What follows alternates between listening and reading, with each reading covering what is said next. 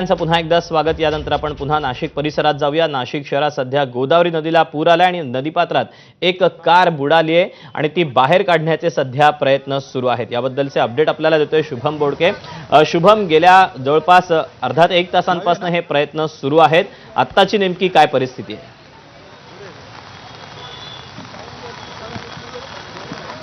दीपक, अजूनही ही कार बाहेर काढण्यामध्ये यश आलेलं नाही। आपण जर बघितलं तर ही कार बाहेर काढण्यासाठी शर्थीचे प्रयत्न सुरू आहेत। जे स्थानिक नागरिक होते त्यांनी ही जी कार आहे ती एका दोरीच्या साहाय्याने या ठिकाणी बांधून ठेवलेली आहे।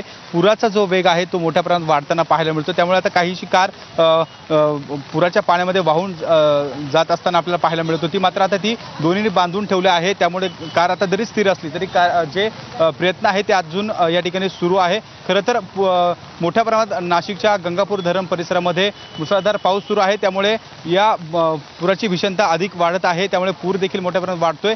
आपण जर बघितलं तर या ठिकाणी ही कार आता बाहेर काढण्यासाठी प्रयत्न सुरू आहे। अग्निशमन विभागाचे पथक देखील काही वेळ त्या ठिकाणी दाखल होणार आहे आणि त्यानंतर ही कार क्रेनच्या साहाय्याने बाहेर काढण्यासाठी देखील आता प्रयत्न केले जाणार आहे। आपण जर बघितलं तर कार संपूर्ण पाण्यामध्ये आहे।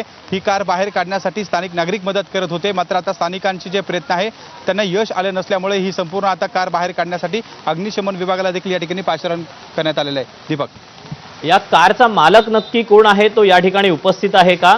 त्याच्याशी काही बोलणं होऊ शकले का, किंवा त्याला याबद्दलची माहिती आहे का?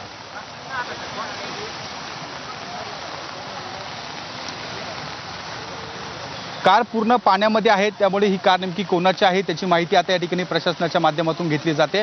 मात्र जो कार मालक आहे तो या ठिकाणी काही वेळापूर्वी होता, त्याला अंदाज होता की कार पाण्यामध्ये आहे, त्यामुळे तो काही मदत कार्य मिळवण्यासाठी या ठिकाणून गेल्याची माहिती स्थानिकांनी दिलेली आहे। त्यामुळे कार मालकाला ही परिस्थिती माहिती आहे, त्यामुळे आता काही वेळात या ठिकाणी अग्निशमन विभाग असेल आणि स्थानिक पोलीस असेल ते घटनास्थळी दाखल होतील अशी माहिती मिळते।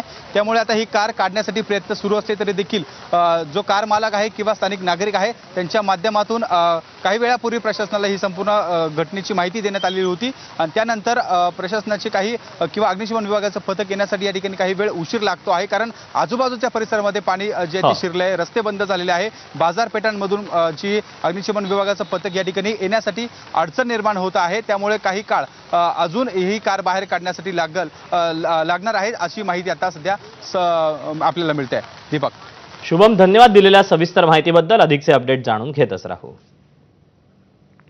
आणि नाशिकमध्ये जोरदार पाऊस सुरू आहे। गोदावरी नदी